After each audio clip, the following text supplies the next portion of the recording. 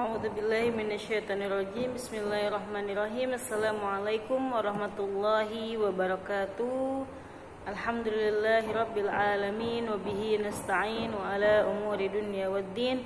Wassalatu wassalamu ala asyrafil anbiya'il mursalin wa ala alihi wa ashabihi ajma'in. Amma ba'du. Allahumma salli ala sayyidina Muhammad wa ala ali sayyidina Muhammad salatan tashfina biha minal amrad wa tajammilna bil afwi wal afiyah.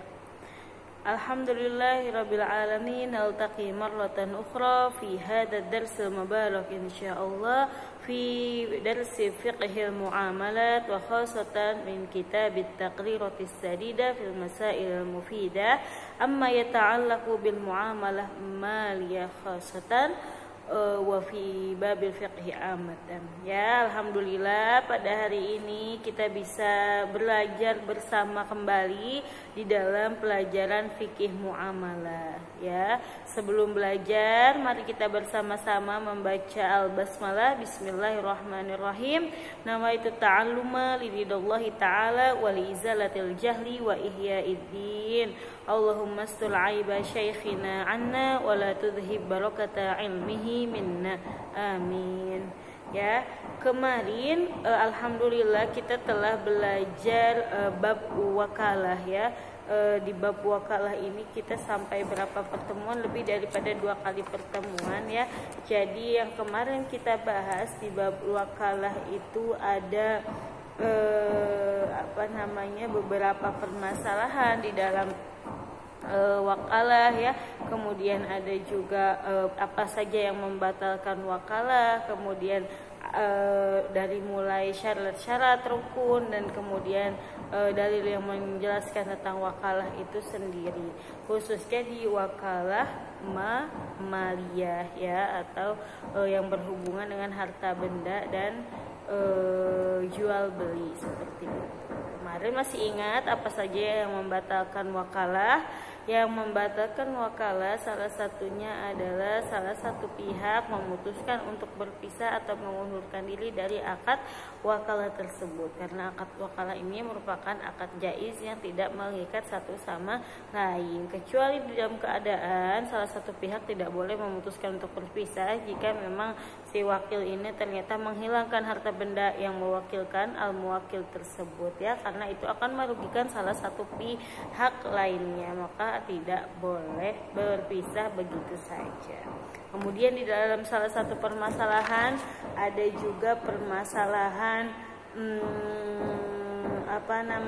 tanggung jawab wakil. Itu tanggung jawab apa? Yadun doman atau yadun amanah ya, bahwasannya wakil itu merupakan yadun amanah, yaitu hanya tangan kepercayaan, kecuali memang jika dia lalai dan menghilangkan atau memang berusaha menghilangkan barang tersebut, maka menjadi tanggung jawabnya wakil. Jadi tangannya dia bukan tangan amanah lagi, tapi menjadi tangan doman, karena dia telah menghilangkan atau lalai menghilangkan barang atau harta benda yang diwakilkan oleh orang yang mewakilkan kepadanya, begitu ya. Ya, kemudian setelah akad wakalah kita akan membahas kepada akad yang berkaitan dengan ikrar ya. Siapa yang mengetahui ikrar? Ikrar adalah bahasa Arab al-iqrar, dari bahasa Indonesia biasanya disebut dengan mengikrarkan atau pengakuan, atau yang disebut dengan kesaksian diri ya, ikrar. Jadi pada hari ini kita akan membahas yang berkaitan dengan akad ikrar atau pengakuan atau kesaksian diri ya. Ya, yang pertama adalah harus mengetahui apa yang disebut dengan ikrar, baru kita harus mengetahui rukunnya, syaratnya, dalilnya, kemudian macam-macamnya, permasalahannya apa, pengecualiannya apa ya, dan seterusnya. Babul iqrar ya, jadi akad ikrar secara bahasa atau ta'rifu lughatan adalah al-itsbat. Al-itsbat adalah menetapkan. Kemudian secara syariat atau syar'an, ikhbaru syahsi bihaqqin li ghairihi alaihi ya. Bisa diulangi kan? Apa? Ikhbaru syahsi bihaqqin li ghairihi alaihi. Jadi adalah pengakuan seseorang atas hak orang lain yang ada pada dirinya, ya, atau memberitahukan hak yang menjadi tanggungan orang yang diikrar. Misalkan saya membuat pengakuan bahwa barang ini atau uang ini adalah milik si A, ya, dan itu berada pada diri saya. Itu yang disebut dengan ikrar. Nah, sekarang apa bedanya dengan syahadah? Apa bedanya dengan dakwah? Nah, ini ada al-farqu baina al-iqrar wa baina ad-da'wa wa baina asy-syahadah. Al-iqrar tadi adalah ikhbaru syahsi bihaqqin li ghairihi alaihi. Jadi seseorang memberitahukan hak milik orang lain yang berada dalam tanggungannya atau yang berada pada dirinya. Contohnya, saya berkata, saya bilang bahwa saya mempunyai hutang kepada Amr, ya, sebanyak 1000 dinar. Nah, itu maka dinamakan dengan ikrar atau pengakuan atau pemberitahuan hak milik orang lain yang berada dalam diri saya. Berarti saya mempunyai tanggungan kepada Amr, ya, berarti hak Amr ada di dalam diri saya. Itu namanya ikrar, mengakui atau memberitahukan hak milik orang lain yang berada di dalam tanggungan kita. Kemudian bedanya apa dengan ad-da'wah? Kalau ad-da'wah adalah ikhbaru syahsi bihaqqin lahu ala ghairihi, memberitahukan hak miliknya atau hak milik dirinya yang berada dalam tanggungan orang lain atau yang berada dalam tangan orang lain. Contohnya seperti misalkan si Zaid mengaku kalau misalkan uangnya sebanyak 500 dinar ada pada Abduh misalkan, ya. Nah, jadi Zaid mengaku memberitahukan hak miliknya yang betul. Berarti Zaid ini mengaku kalau misalkan uang dia 500 dinar itu berada di tangan Abdu, ya. Jadi itu namanya ad-da'wah, mengaku-ngaku, ya. Kemudian yang ketiga adalah asy-syahadah. Asy-syahadah ini ikhbaru syahsi bihaqqin ghairihi ala ghairihi, ya, yaitu memberitahukan hak milik orang lain yang ada pada orang lain lagi. Misalkan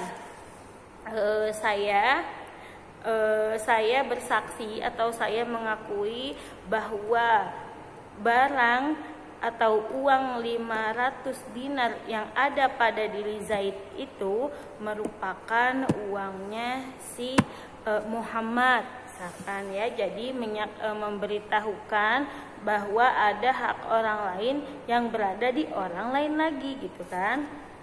Jadi misalkan tadi seperti yang saya sebutkan, saya bersaksi bahwa uang yang ada di tangan Zaid itu merupakan uangnya Muhammad, seperti itu. Itu 3 perbedaan antara iqrar, ad-da'wah, dan juga asy-syahadah. Bisa dipahami, ya. Kemudian al-aslu fihi, dasar hukum atau dasar dalil yang menunjukkan kepada al-iqrar di sini apa, yaitu ada surat An-Nisa ayat 135, kunu qawwamina bil qisti syuhada'a lillahi walau ala anfusikum, ya, wahai orang-orang yang beriman, jadilah kamu orang yang benar-benar menegakkan kebenaran, menjadi saksi karena Allah walaupun terhadap diri kamu sendiri, ya.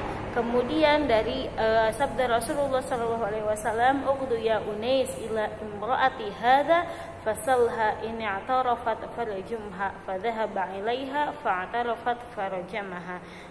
Sabda Rasulullah SAW, pergilah wahai Unais kepada istri orang ini, Bila dia mengakui bahwa dia telah berzina, maka rajamlah. Nah, ini adalah membuat pengakuan, ya. Bisa difahami. Nah, kemudian yang menjadi rukun-rukun atau sesuatu yang ada di dalam ikrar ini sendiri ada 4. Yang pertama adalah al-muqir, yang kedua adalah muqar lahu, yang ketiga adalah muqar bihi, yang keempat adalah sighah atau lafaz pengakuan. Yang pertama adalah mukir. Mukir ini adalah orang yang mengaku atau orang yang membuat kesaksian diri. Kemudian yang kedua adalah muqar lahu, adalah pihak yang terkait dengan pengakuan tersebut atau orang yang memiliki objek pengakuan tersebut. Kemudian muqar bihi adalah objek pengakuan. Dan keempat adalah sighah, lafaz pengakuan ini sendiri. Ya, suratul Iqrar gambarannya tadi sudah dijelaskan sebelumnya ya di sebagian ta'rifnya, tapi dijelaskan lagi. Jadi kalau suratul Iqrar misalkan contohnya ada fiddain wal ain. Kalau fiddain atau dalam hutang contohnya an yaqula Zaid alayya li Amr alfu dinar. Zaid berkata, saya mempunyai hutang kepada Amr sebesar 1.000 dinar. Berarti mengakui hak orang lain yang ada pada dirinya. Jadi di sini tadi Zaid berkata bahwa saya mempunyai hutang kepada Amr senilai 1.000 dinar. Sekarang mukilnya siapa? Mukilnya orang yang mengaku adalah Zaid.